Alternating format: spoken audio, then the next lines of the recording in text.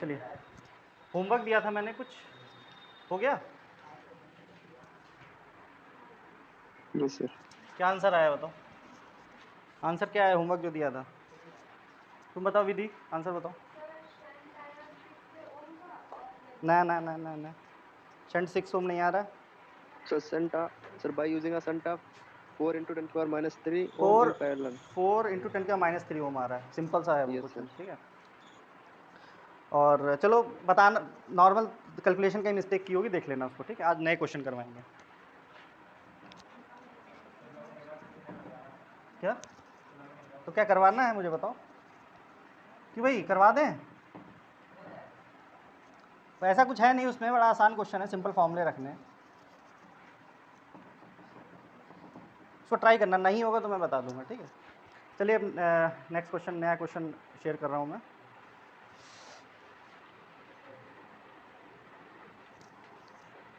उधर बैठ जाओ, एक इधर आ जाओ, ऋषि तुम मुझसे बैठ जाओ, Kanishka. Meter 1 must have shunt 5 ampere, ये हो गया था, ये भी हो गया था, ये तो होमवर्क दिया था मैंने, ये भी हो गया था। ये वाला क्वेश्चन नोट करिए, आप लोग नोट करो।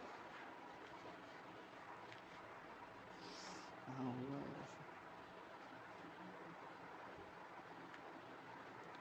देखिए इन गैल्वेनोमीटर, आज ये चैप्टर ख़त्म करना है, ठीक है। आज जो बचे कुचे क्वेश्चंस हैं, कॉन्सेप्चुअल क्वेश्चंस हैं, वो निपटा देंगे आज।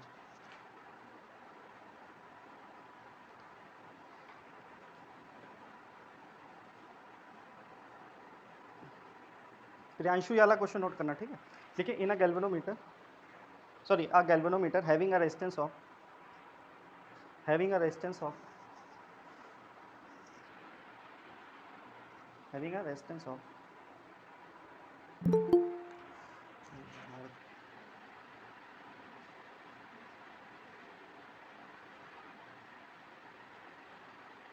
having a resistance of 50 ohm 50 ohm gives a full deflection, gives a full deflection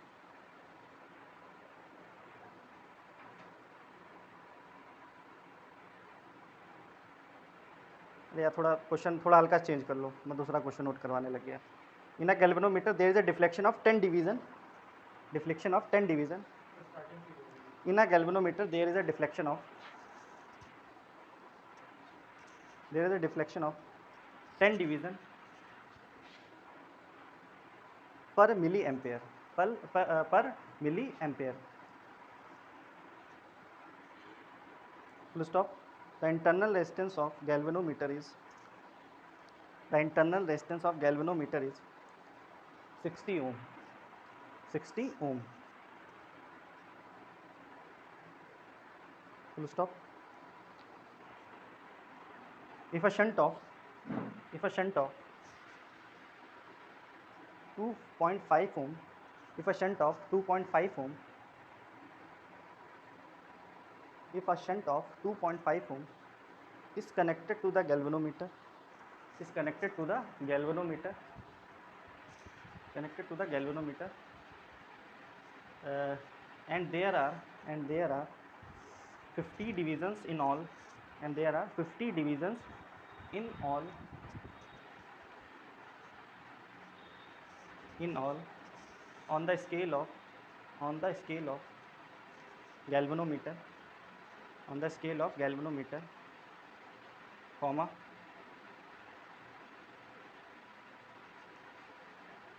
what maximum current, what maximum current, what maximum current can this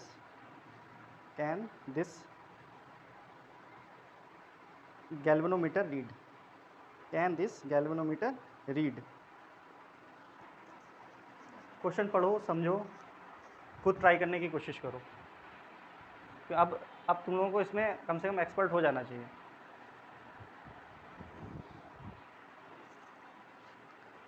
online में सब नोट कर लिया है ना?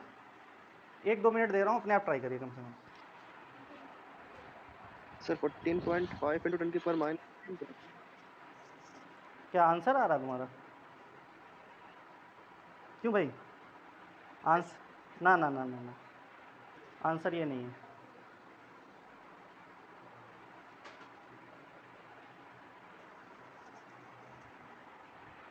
क्वेश्चन समझो, इतना नॉर्मल क्वेश्चन भी नहीं है, उसका जो उसने डिविजन्स के टर्म में दिया उसको समझने की कोशिश करो।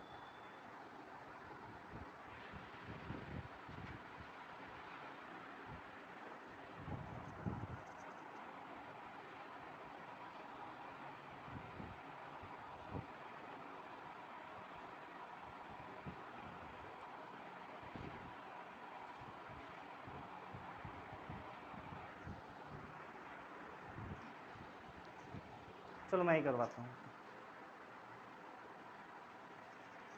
देखिए, in a galvanometer there is a deflection of 10 divisions per meter milliampere. तो स्केल है, उसमें 10 डिवीज़न होते हैं, तब जाके क्या आता है, एक मिली एमीटर आता है, ठीक, milli ampere, sorry 1 milli ampere, ठीक है। उसमें बोला गया, एंड में बोला गया है there are 50 divisions in all. कितने डिवीजन्स हैं? 50 डिवीज़न। तो पूरा इस लास्ट में कितना मेज़र कर रहा होगा? 50 मिली एम्पेयर ही तो मेज़र कर रहा होगा, सबसे लास्ट वाला डिवीज़न। तो full scale deflection, sorry full scale current दिया है, या फिर फुल स्केल डिफ्लेक्शन पे जो करंट है वो कितना हो जाएगा? अरे यार ऐसे बोला गया ना, उसमें 10 डिवीज़न एक मिली एम्पेयर को रिप्रेजेंट कर रहे हैं। कितने डिवीजन्स हैं उसमें? 50 है ना, तो कितना मिली एम्पेयर को रिप्रेजेंट करेंगे? 5 को, सॉरी 50 को, समझ रहे हो ना? 10 डिवीजन पर मिली एम्पेयर, यानी 10 डिवीजन कर रहे हैं 1 मिली को। 50 कितने करेंगे? 5 को यार, 50 थोड़ी करेंगे, ठीक है। तो फुल स्केल समझ में आई बात ये कि नहीं? 10 डिवीज़न 1 को करेंगे, 50 डिवीज़न किसको करेंगे? 5 को, ठीक है। 1 2 3 4 5 10, अब 2 मिली एम्पेयर आ गया, 20 हो गए, 30 के पे 3 हो जाएगा, 40 पे 4, 50 पे 5, ठीक है। तो उसमें फुल स्केल डिफ्लेक्शन क्या हो जाएगा? करंट फुल स्केल जो IG होता है, IG हो जाएगा 5 मिली एम्पेयर, ठीक है। इसको करो एम्पेयर में कन्वर्ट, IG की वैल्यू पता चल गई, बाकी सब दिया हुआ है, आप कर लो। मेन IG निकालने का खेल था। शंट का रेजिस्टेंस दिया हुआ है, गैल्वेनोमीटर का रेजिस्टेंस दिया हुआ है, फॉर्मूला पता है, I की वैल्यू निकालनी है, पता करो। ये कितना हो जाएगा भाई? 5 × 10 की पावर -3 एम्पेयर हो जाएगा कि नहीं? और शंट कितना दिया हुआ है? शंट की वैल्यू दी है 2.5, और गैल्वेनोमीटर का रेजिस्टेंस कितना दिया है? 60 ओम। बस आई की वैल्यू निकालनी है, फॉर्मूला हमें पता है ना। फॉर्मूला क्या होता है? I G equal to I G multiply by G equal to S multiply by I minus I G. बस यहाँ से वैल्यू निकालो आई की। I G 0.125 ampere. सही है, वेरी गुड। आई की वैल्यू कितनी आ रही है?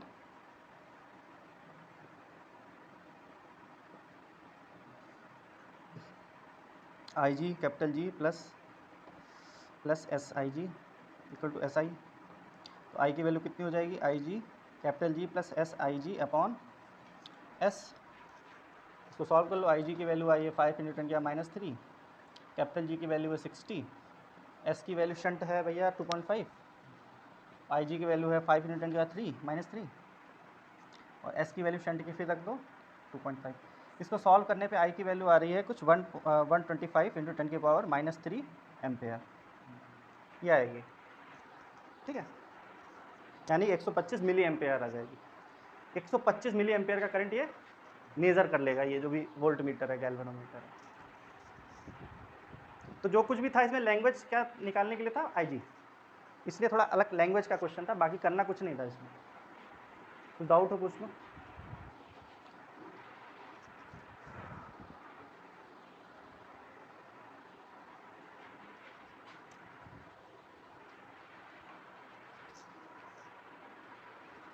अरे ऑनलाइन में क्लियर हो गई बात कि नहीं है? चीज़ समझ में आई?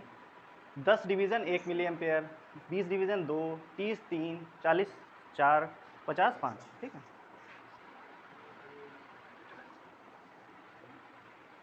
चलो उसको फटाफट नोट करो, नेक्स्ट क्वेश्चन देखते हैं फिर। आप लोग भी नोट करो फटाफट।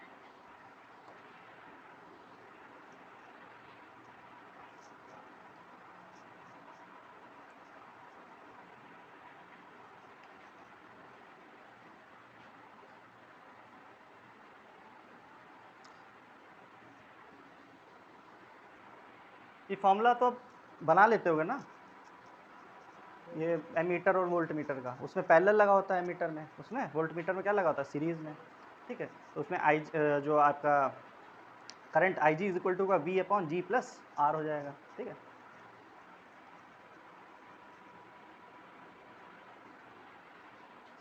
चलिए नेक्स्ट क्वेश्चन। ये क्वेश्चन अब मिक्स क्वेश्चन होंगे, ठीक है, पूरे चैप्टर भर से जितने भी क्वेश्चन है वो होंगे। देखिए, to wires of equal length, online में लिखो to wires of equal length are bent in the form of two wires of equal length are bent in the form of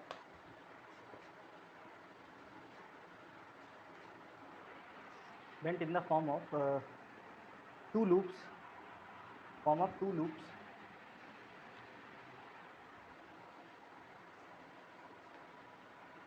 of the loop is square,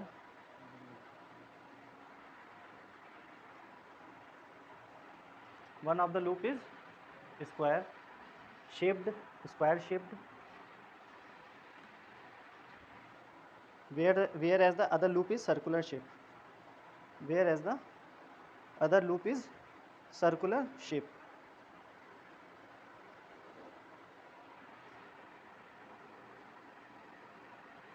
full stop. These are suspended in a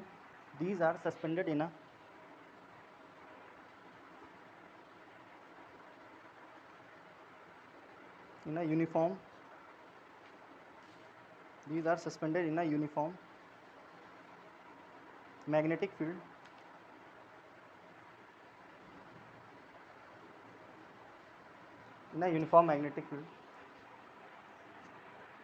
and the same current is passed through them,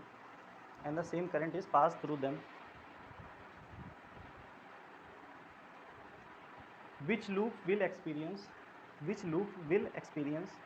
greater torque. Give reasons. Conceptual question है, इसमें कोई numerical solve नहीं करना बड़ा लंबा चौड़ा, दिमाग लगाइए, बताओ कौन सा। Same current is pass through them, both of them. Which loop will experience greater torque, किस लूप में ज़्यादा टॉर्क लगेगी। Which loop will experience greater torque. Give reasons, reason भी देना है हमें, ठीक है। बताओ भाई, ऑनलाइन में बताओ और तुम लोग भी बताओ। Which loop will experience greater torque, give reason. बताओ भाई।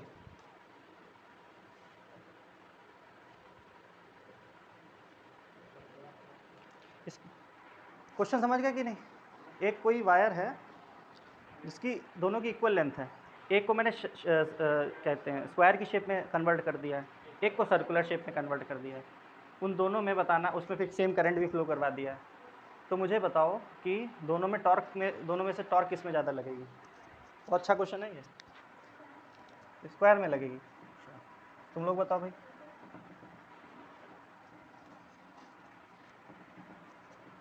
दिमाग लगाइए भाई। एक सर्कल में हमने कन्वर्ट कर दिया है, एल लेंथ का सपोज वायर था, एक स्क्वायर शेप में कन्वर्ट कर दिया है, ठीक है। टोटल इसका भी पैरीमीटर क्या है, एल ही होगा। करंट हमने फ्लो करवा दिया आई, इसमें भी आई करंट फ्लो करवा दिया। इसकी भी लेंथ, टोटल लेंथ कितनी है, एल है, लाइक पैरीमीटर। इसका सरकमफेरेंस एल के बराबर है। सर्कुलर में होगा, सर्कुलर में होगा, क्यों होगा, क्योंकि इसका एरिया ज़्यादा होगा। कैसे, देखो टॉर्क का फॉर्मूला क्या होता है, एरिया NI/AB साइन थीटा, ठीक है। थीटा मान लेते हैं 90 डिग्री है, उसको छोड़ दो, ठीक है। नंबर ऑफ टर्न्स तो है ही नहीं दोनों में, करंट भी सेम जा रहा है, एरिया सेम नहीं होगा, ठीक है। मैग्नेटिक फील्ड सेम है, तो जो भी डिसाइडिंग फैक्टर है वो कौन है, एरिया है, एरिया ऑफ द लूप। तो ये तुमने पढ़ा भी होगा छोटी क्लासेस में, सर्कल का एरिया अगर उतनी लेंथ की बात की जाए तो सबसे ज़्यादा होता है कि नहीं होता है। ध्यान तो करके देख लेना। लेंथ में मान लेता हूँ उसकी कितनी ले लें, लेंथ है 5 सेंटीमीटर लेंथ ले लेते हैं, इसकी 5 सेंटीमीटर लेंथ ले लेते हैं, ठीक है। देख लेते हैं एरिया निकाल के दोनों का। ये 5 सेंटीमीटर है, जो कि किसके बराबर होगी, इसके सरकमफेरेंस के बराबर होगी। सर्कल की बात कर रहा हूँ मैं, हालांकि बताने की ज़रूरत नहीं थी। ये लेंथ 5 सेंटीमीटर के बराबर है, तो आर की वैल्यू क्या हो जाएगी, 5/2 पाई, ठीक। इसका एरिया कितना हो जाएगा, πr²। सेम मटेरियल हो रहा है, सॉरी सेम लेंथ की बात कर रहे हैं हम, πr² हो जाएगा। पाई आर की वैल्यू क्या हो जाएगी, π²/4π²। तो ये पाई से पाई कैंसिल आउट हो गया, तो 25/4 इंटू पाई बचेगा। इसको सॉल्व करके देखना, ठीक है। अब मैं इसकी निकालता हूँ एरिया। अरे ये तो समझ गए ना यार, सर्कमफ्रेंस 5 के बराबर है, यहाँ से मैं रेडियस निकाल लिया, एरिया निकाल लिया। अब इसका एरिया निकालता हूँ। इसका पेरीमीटर कितना होता है? 4 इंटू साइड, जो भी साइड रही है उसकी, इंटू एल, यानी 5 के बराबर होगा, बराबर 5 के बराबर हो। ए की वैल्यू कितनी है? 5/4। इसके एरिया का फॉर्मूला क्या होता है? एरिया का स्क्वायर, सॉरी साइड का स्क्वायर, तो 5/4 का होल स्क्वायर, तो 25/20 हो जाएगा कि नहीं? साफ साफ दिख रहा है ये ज़्यादा है, साफ साफ दिख रहा है ये ज़्यादा है। क्यों? साफ साफ दिख, अभी भी साफ साफ दिख रहा है ये ज़्यादा होगा, कि 4 मल्टीप्लाई बाई 3.14 12 हो जाएगा। हाँ, डिनोमिनेटर की वैल्यू इसमें कम है, न्यूमरेटर वैल्यू वही है, डिनोमिनेटर की वैल्यू किसमें कम है? इसमें ज़्यादा कम है, उसमें थोड़ी ज़्यादा है, तो ऑब्वियसली ये थोड़ा एरिया ज़्यादा आएगा कि नहीं आएगा? तो वैसे भी सर्कल का एरिया ज़्यादा ही होता है स्क्वायर से, अगर सेम लेंथ की बात की जाए, सेम पेरीमीटर अगर हो। तो एरिया किसका ज़्यादा है? Area of circular loop will be greater than area of square loop. बस इसीलिए टॉर्क की value, torque in the circular will be greater than torque in square. बहुत अच्छा क्वेश्चन है ये, तो ये लिख लेना साइड में, ये याद रहे इससे क्या होगा।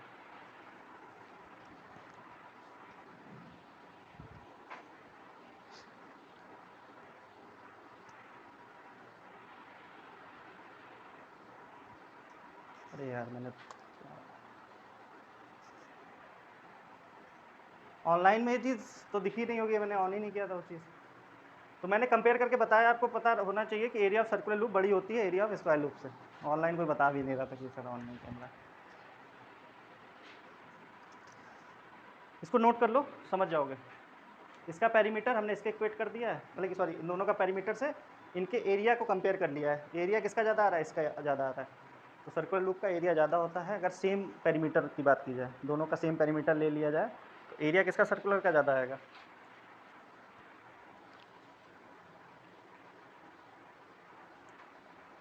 नोट कर लो भाई, ऑनलाइन में क्वेश्चन है कहाँ। चलिए नेक्स्ट क्वेश्चन शेयर कर रहा हूँ।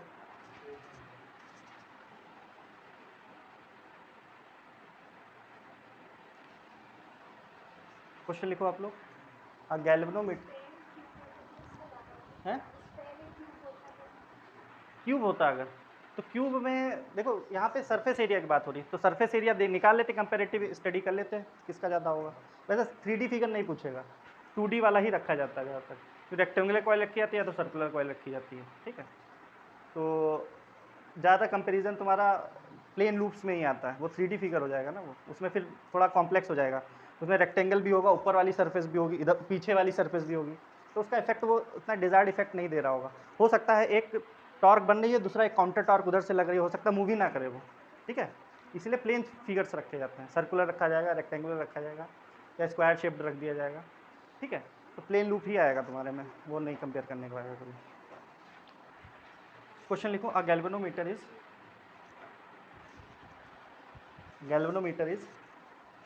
first converted into a voltmeter of range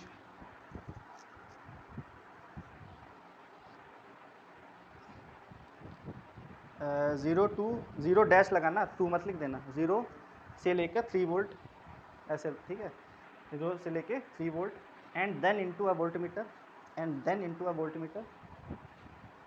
of range 0 से 6 वोल्ट, 0 से 6 volt, in which case the resistance would be higher one,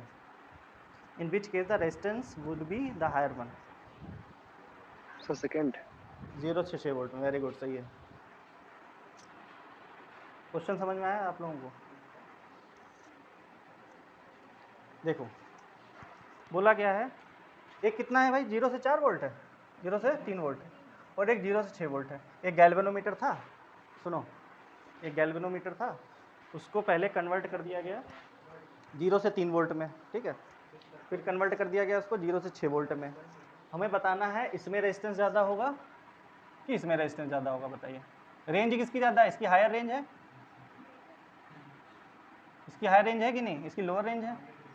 तो मैंने कल ये बताया भी था, जब हायर रेंज होती है तो उसमें हायर रेजिस्टेंस का यूज़ होता है, जिससे कि मैक्सिमम करंट क्या चला जाए ऊपर वाले पे, तो रेंज तभी तो बढ़ेगी, ठीक है।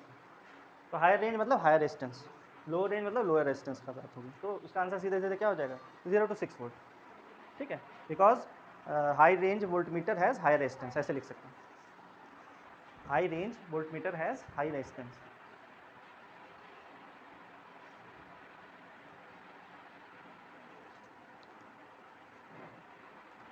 ऑनलाइन में सबको क्लियर हो रहा है कि नहीं? इससे पहले वाला क्वेश्चन क्लियर हुआ कि नहीं वाला? देख लेना, ये शायद वो कैमरा नहीं ऑन हो पाया था, देख लेना इसको। दोनों का 5-5 हमने लेके किया है, ठीक है। इसका भी 5 सेंटीमीटर किया है पेरीमीटर, इसका भी 5 सेंटीमीटर लेके करा है, तो इसका एरिया ज़्यादा आ रहा था पिछले केस में। अच्छा, नेक्स्ट क्वेश्चन मैं शेयर कर रहा हूँ, ठीक है। ये भी ऐसा ही क्वेश्चन है। An ammeter and a milli ammeter, an ammeter and a milli ammeter and a milli ammeter are converted from the same galvanometer, are converted from the same galvanometer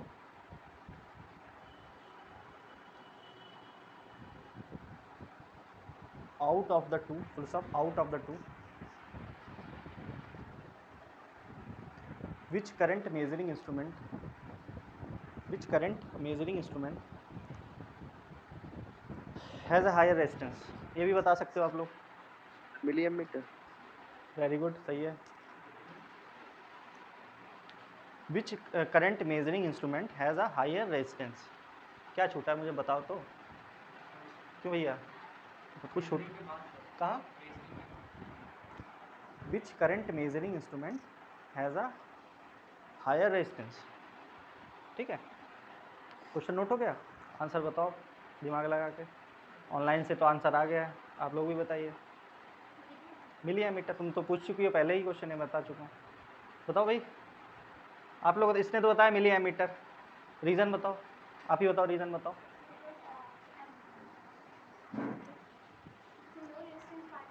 देखो, जब हायर रेंज का मुझे बनाना होगा तो क्या रखना पड़ता है, लो रेजिस्टेंस, मैंने कल बताई थी बात, उसमें उल्टा चलता है। जब मुझे higher resistance, sorry higher range का बनाना होगा, समझा देता हूँ फिर से, तो इसमें गलत करके आओगे।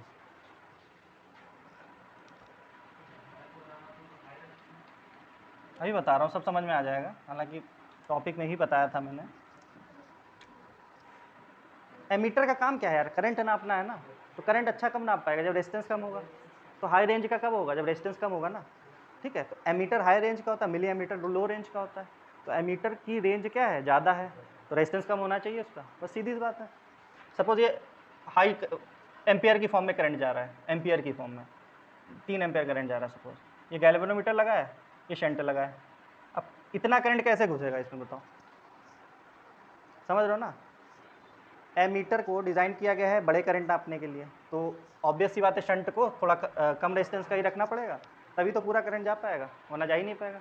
भाई ये करंट तो लिमिटेड ही ले सकता है, आईजी करंट ही, इसकी फुल स्केल डिफ्लेक्शन क्या है, जो कुछ हमें चेंज करना है शंट से करना है, तो इसका अगर मैं वैल्यू कम रख दूंगा तो ज़्यादा करंट घुस पाएगा इसमें।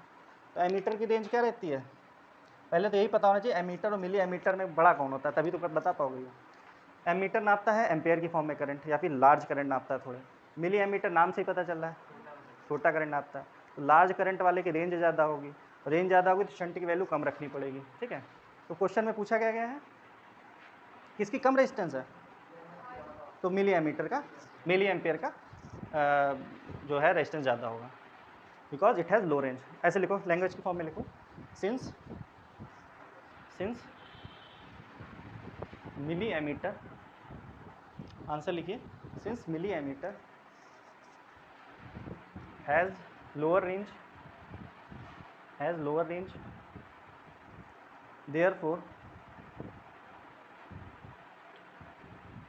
therefore it has higher resistance, therefore it has higher resistance,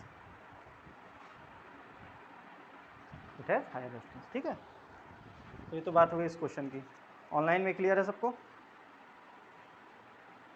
yes sir. चलिए नेक्स्ट क्वेश्चन शेयर कर रहा हूँ। ये अच्छा क्वेश्चन, बहुत अच्छा क्वेश्चन है। देखिए न्यूमेरिकल लिखो आप लोग। A wire of length,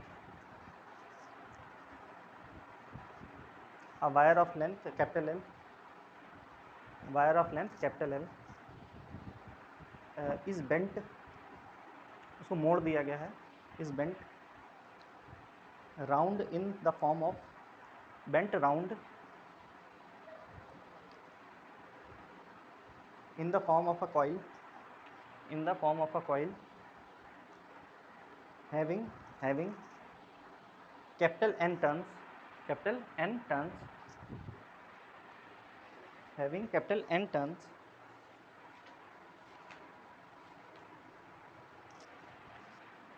of the same radius, of the same radius,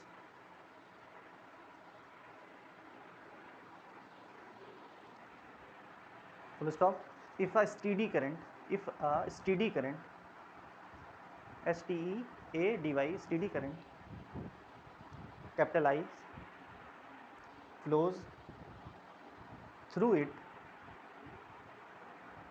flows through it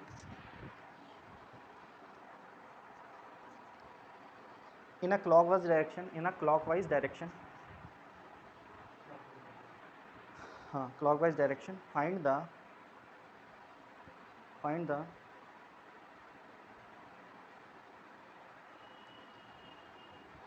magnitude and direction of the magnetic field, magnitude and the direction of magnetic field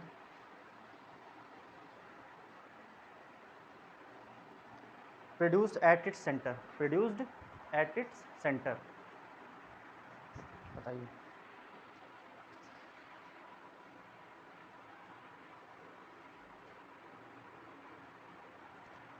बताओ, ये तो कर सकते हो ना। हल्का सा थोड़ा टेढ़ा क्वेश्चन है ये कॉन्सेप्चुअल क्वेश्चन बोले जाते हैं। ऐसे कोई ज़्यादा न्यूमेरिकल नहीं सॉल्व करना है, बस आपको बस एक फॉर्मूला नया बनाना है। सबने ऑनलाइन में क्वेश्चन नोट कर लिया है कि नहीं? Yes sir. ट्राई करिए इसको।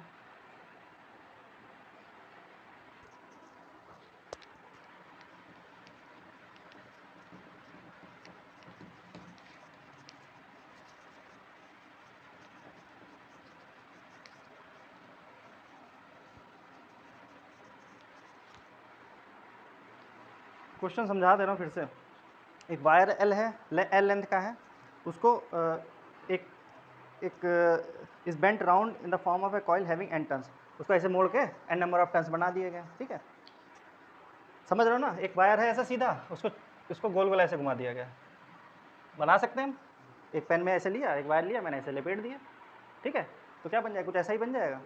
उसके आगे जो भी लिखा है सॉल्व करिए। सर I into 10 की पावर -7 टेस्ला। ना वो बात की बात है, डायरेक्शन तो हम बाद में निकाल लेंगे। डायरेक्शन में कुछ इतना बड़ा इशू नहीं है। ठीक है, डायरेक्शन तो निकाली जा सकती है बड़ी आराम से। पहले जो मैग्नीट्यूड ऑफ बी है वो निकालो।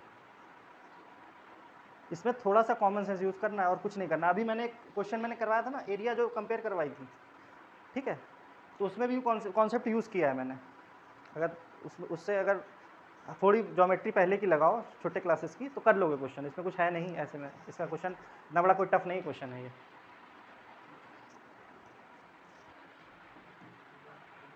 सर्कुलर कॉइल में अगर n नंबर ऑफ टर्न्स होते हैं तो उसका फॉर्मूला क्या होता है मैग्नेटिक फील्ड का? बताओ। अब्दुल तुम्हारा आंसर गलत है, ये नहीं आएगा। बताइए। मैग्नेटिक म्यू नॉट अपॉन 2, सब भूल गए। आई अपॉन ए, एन से भी मल्टीप्लाई करना पड़ेगा, n नंबर ऑफ टर्न्स है ना। Mu naught upon 2 I N upon A का मतलब रेडियस होता है। ठीक है, ए आर जो भी लेना, आर ले लो, चलो यार। अब इसका यूज़ करो। आर पता है तुम्हें? नहीं पता है? आर निकालो बैठ के। समझ गए ना? आर मैं निकालना बता चुका हूँ ऑलरेडी। करो, ट्राई करो। ये मैं इसलिए कह रहा हूँ, तुम कर सकते हो, तुम लोग कर सकते हो। करना नहीं चाहते हो बात अलग है, कर सकते हो क्वेश्चन, ये अपने आप ट्राई करिए। हमें दिक्कत क्या है? आर निकालने की दिक्कत है। आर निकल जाएगा, सब हो जाएगा हमारा। एल लेंथ दे रखी है, आर का फॉर्मूला कोई न्यूमेरिकल नहीं सॉल्व करना है इसमें हमें। कोई ना आंसर तुम्हारा न्यूमेरिकल फॉर्म में आएगा ही नहीं। भाई कुछ करंट की ना वैल्यू। सर हाँ बताओ। सर म्यू नॉट पर 2 into I sir. Mu naught upon 2 into I, नहीं गलत है।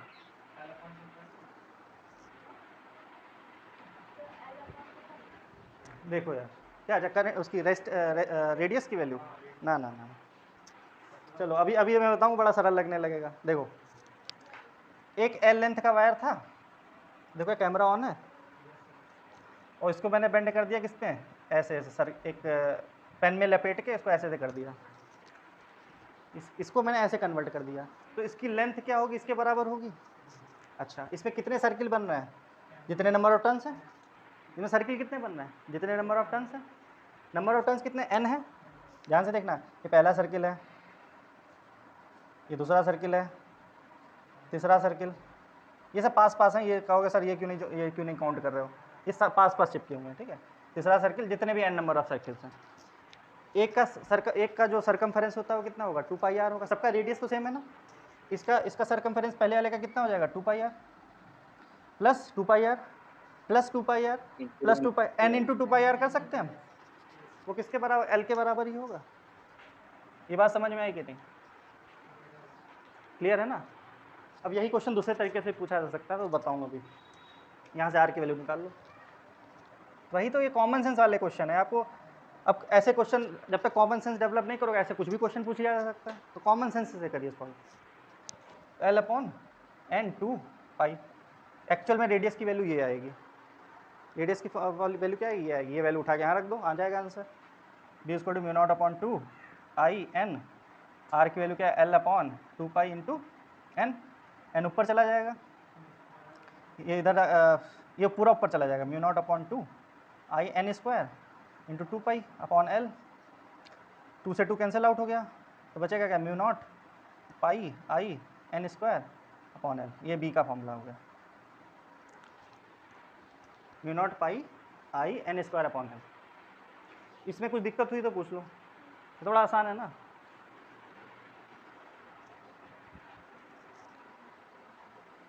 नोट करो फटाफट।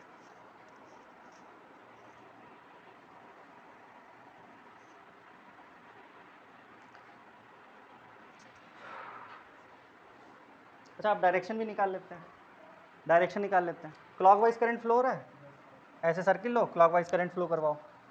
अब यही चीज़ मैंने कैसे मोड़ के रख दी है, स्प्रिंग जो ऐसे थी हमने ऐसे करके रख दी है, तो ऐसे क्लॉकवाइज करंट फ्लो हो रहा है। बताओ सेंटर पे डायरेक्शन क्या होगी करंट उसकी, मैग्नेटिक फील्ड की, इनसाइड जाएगी यार। चाहे तुम वाला फॉर्मूला ऐसे वाला करके देख लो, सेंटर पे कैसे जाएगी, normally pointed normally inside plane of paper. आपके पेपर के बिल्कुल नॉर्मली अंदर की तरफ जा रही हुई सेंटर पे, ठीक है। ऐसे अपने हाथों को, राइट हैंड को ऐसे मोड़ना है क्लॉकवाइज डायरेक्शन में। थंब जिस तरफ पॉइंट करता है वही मैग्नेटिक फील्ड की डायरेक्शन होती है, सेंटर से भी। और साइड्स पे क्या बनते हैं, सर्कल्स बनते हैं, वो सब बता चुका हूँ। चलिए नेक्स्ट क्वेश्चन बताता हूँ।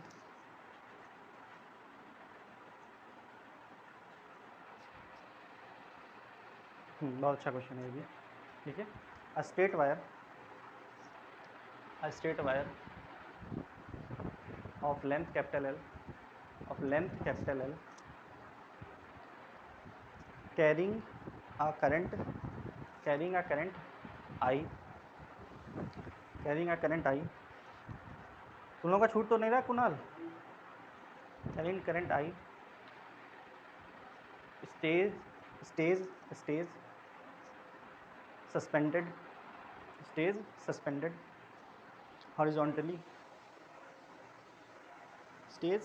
horizontally, uh, in mid air in a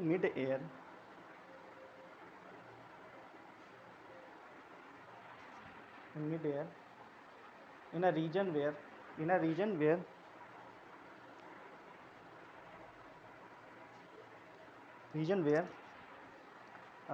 there is a uniform magnetic field,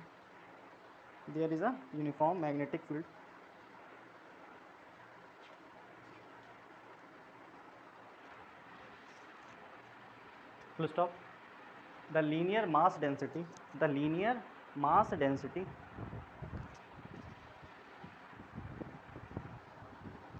of wire is lambda. Lambda का साइन बनाना, ठीक है। अरे ये वाला साइन, ऐसे वाला, ठीक है, लेमडा। अरे ये वाला साइन भाई, वेवलेंथ वाला lambda is lambda. Full stop. Obtain the magnitude and direction of this field. obtain the magnitude and direction of this field। क्या बोला गया है क्वेश्चन में? पढ़ो, दिमाग लगाइए, सॉल्व करने की कोशिश करिए।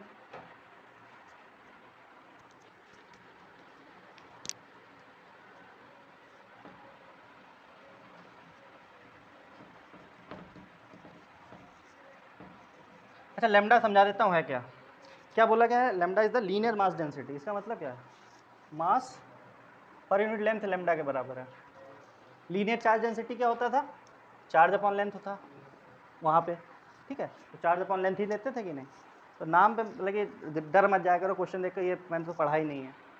कोई चीज़ ऐसी है जिसका मास पर यूनिट लेंथ सेम चल रहा होगा वायर का, यानी कि यूनिफॉर्म मास का वायर है, इसलिए मास पर यूनिट लेंथ दे दिया है लेमडा। ये पढ़ भी चुके हो आप लोग 11th क्लास में। करो इसमें क्वेश्चन, ये ऐसा क्वेश्चन भी करवा चुका हूँ मैं, सेम क्वेश्चन मैं करवा भी चुका हूँ। लेमडा इस क्या है? मास अपॉन लेंथ है, इतना बता दिया मैंने। तो आंसर तुम्हारा लेमडा के टर्म में आएगा, जो भी आएगा।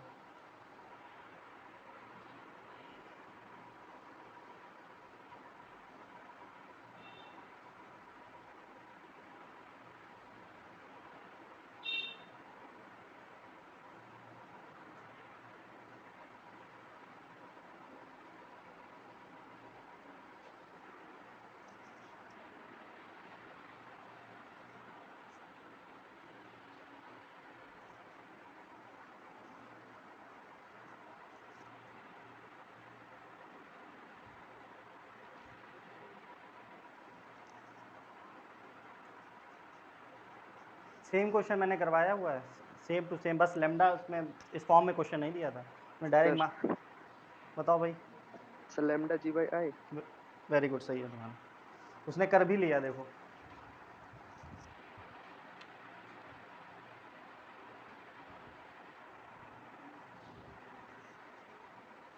करंट कैरिंग कंडक्टर पे क्या लगती है? फोर्स लगती है, हैं? मतलब दिमाग लगाओ। और अब कोई कंडक्टर मैग्नेटिक फील्ड में ऐसे रुका हुआ है, यानी कि जो अपवर्ड फोर्स होगी वो डाउनवर्ड वेट के बराबर होगी कि नहीं? क्वेश्चन नहीं करवाया ऐसा वाला, तो बस वही दिमाग लगाइए।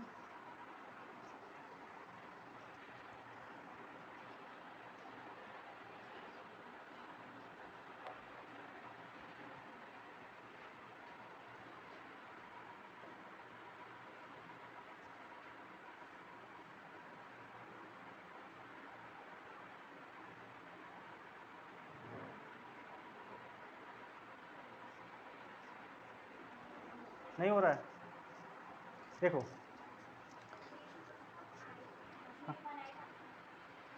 B is equal to G upon I lambda. नहीं, देखो अब बता रहा, बोला क्या गया, एक वायर है, करंट कैरिंग वायर, मान लेते हैं इस डायरेक्शन में करंट फ्लो हो रहा है, और ये रुका हुआ एयर में ऐसे रुका हुआ है, तो रोके कौन बैठा होगा इसको? Magnetic field. और ये वायर किसमें, करंट कैरिंग वायर किसमें रखा गया? मैग्नेटिक फील्ड में रखा गया। तो ये रुका हुआ है हवा में, इसका मतलब क्या है? इस पर एक मैग्नेटिक फोर्स लग रही होगी, जिसकी डायरेक्शन अपोजिट होगी बिल्कुल वेट से इसके, यानी इस पर फोर्स एक लग रही होगी मैग्नेटिक फोर्स, जो कि ऊपर की तरफ होगी, और नीचे की तरफ तो वेट लगता ही है वायर का, जो उसको दोनों बैलेंस है, दोनों क्या है? बैलेंस है, तभी तो रुका हुआ है ये। समझ रहे हो ना मेरी बात? तो ये नीचे क्या लग रहा है? mg वेट लग रहा होगा, ठीक, मैग्नेटिक फोर्स। अब मुझे बताओ कि मैग्नेटिक फील्ड की, उसकी मैग्नेटिक फील्ड की डायरेक्शन किस तरफ होगी? अगर फोर्स ऊपर तरफ लग रही है, करंट इस तरफ फ्लो हो रहा है, तो मैग्नेटिक फील्ड किस तरफ होगी? अपने हाथों का यूज़ करिए, लेफ्ट हैंड का यूज़।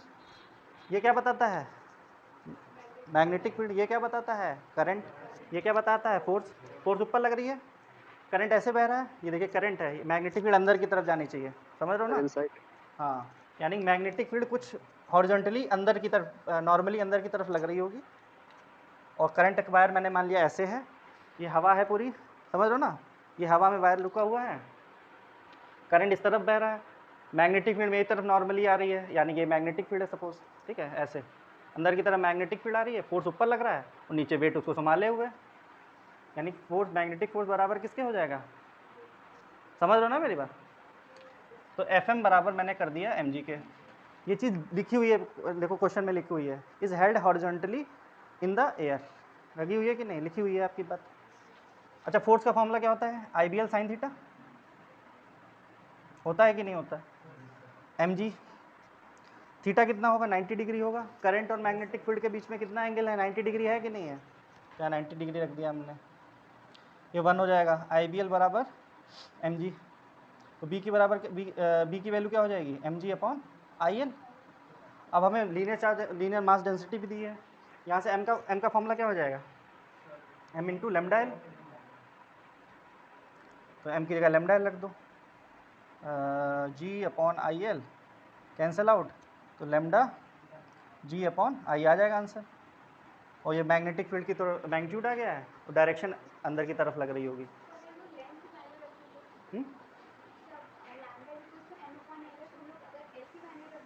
बिल्कुल रख सकते हैं, नहीं सही कह रही है, एल की जगह मैं जैसे एल की जगह रखना चाहूँ तो लेमडा अपॉन एम रखना चाहे, देखो क्या होता है, क्या आता है देख लेते हैं, देख लेते हैं क्या आ रहा है, क्या आ रहा है देख लेते हैं। एल की वैल्यू क्या हो जाएगी, एम अपॉन लेमडा, लेमडा ऊपर चला एम कैंसिल आउट हो जाएगा, तो लेमडा जी अपॉन आई तो आया, ठीक है ना, वही आएगा आंसर, ठीक है, कन्फ्यूजन दूर हुई। अब किसी को डाउट हो तो पूछ लो, अच्छा क्वेश्चन है ये। करंट कैरिंग वायर अपने हिसाब से ऐसे भी मान सकते हो, कोई जरूरी नहीं आप ऐसे भी करंट वायर मान सकते हो, तो मैग्नेटिक फील्ड इधर लग रही होगी, ठीक है, तो फोर्स ऊपर की तरफ लग रही है, हवा तो यार चारों तरफ है, वायर तो कहीं भी रख सकते हो, ये वायर रख दिया मैंने, करंट ऐसे फ्लो हो रहा है, मैग्नेटिक फोर्स ऊपर लगी की तरफ लगेगी, मैग्नेटिक फील्ड इधर की तरफ आ रही होगी, और वेट नीचे की तरफ लग रहा होगा, यानी एक फोर्स ऊपर लग रही है, एक नीचे लग रही, तो रुका रहेगा ना वायर अपनी जगह पे, तो वही चीज़ तो हो रही है, वही चीज़ क्वेश्चन में बोली गई है। किसी को डाउट हो ऑनलाइन में पूछो भाई।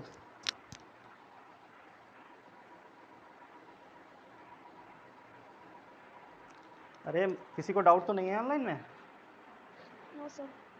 ठीक है, नो सर। ये डायग्राम जरूर बना लेना, ये बी की डायरेक्शन है, क्रॉस अंदर की तरफ, लिखना चाहो लिख सकते हो, pointing normally inside inside plane of paper, plane of paper. चलिए एक क्वेश्चन और देखते हैं।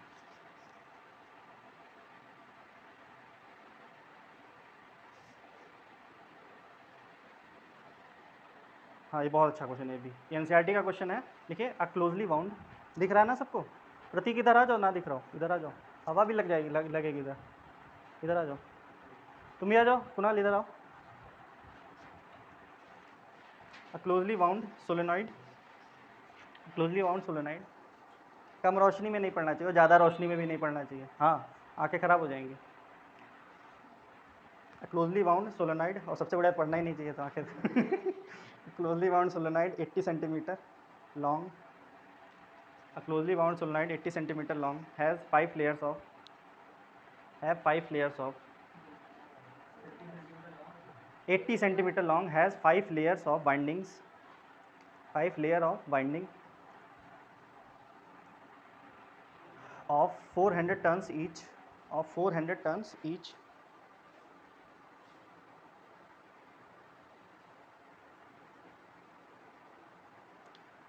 full stop, the diameter of the solenoid, the diameter of the solenoid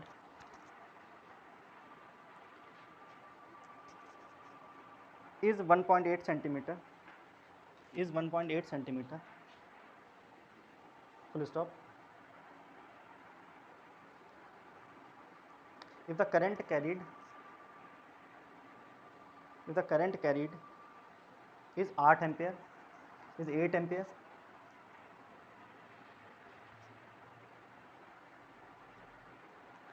estimate the magnitude of magnetic field inside the solenoid, estimate the magnitude of magnetic field inside the solenoid near its center, near its center. करिए, try करिए, online में भी try करो भाई। Last question है, कल नया chapter शुरू होगा, नया दिन होगा, नई शुरुआत होगी, नया चैप्टर होगा, ठीक है।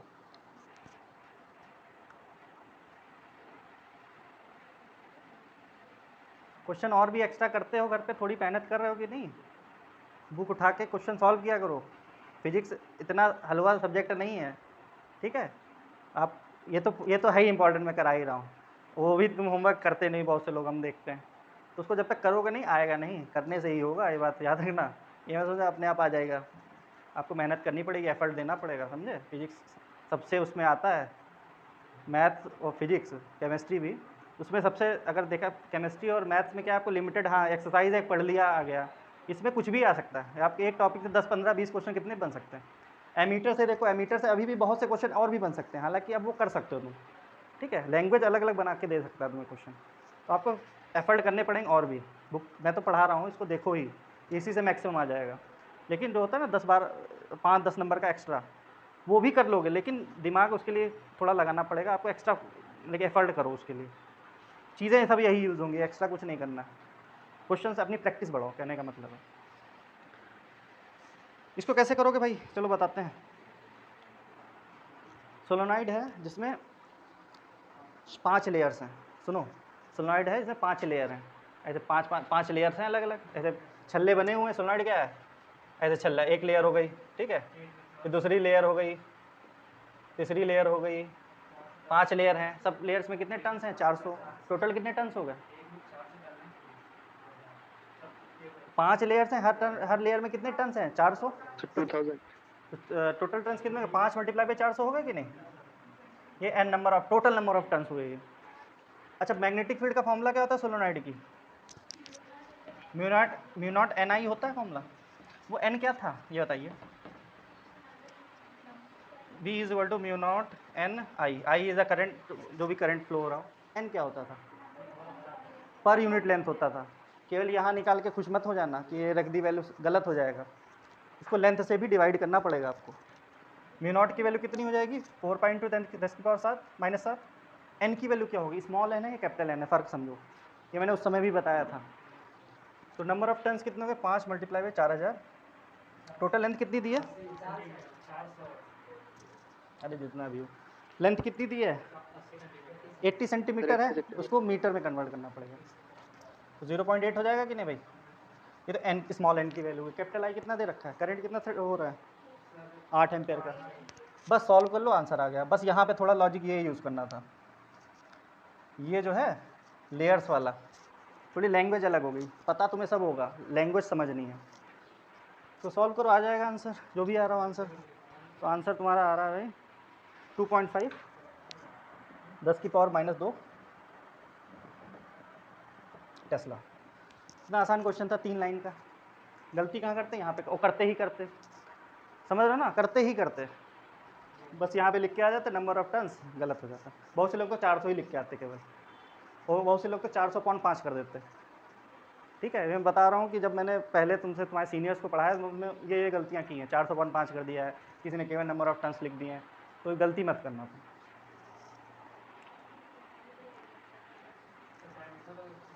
है डायमीटर का वैसे कुछ नहीं यूज है, सेंटर पर यही फॉर्मूला तो होता है, सेंटर पे ही निकालने के लिए पूछा जाएगा। ठीक है, चलो आज के लिए इतना ही रखते हैं। फिर आज के लिए हम इतना ही रखते हैं, कुछ एक्स्ट्रा क्वेश्चंस होंगे मैं सेंड कर दूंगा, ठीक है। सर हाँ सर, जो आपने क्वेश्चन करवाया सर, इसका क्वेश्चन दिखा दीजिए सर, स्क्रीनशॉट लेना है इसका। अच्छा, ये ले लो। चलो ठीक है, फिर आज के लिए इतने हैं। कुछ पूछना हो पूछ सकते हो।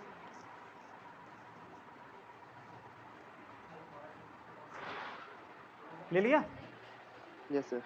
चलो चलो चलो, जिसको ये लिखना है लिख लो।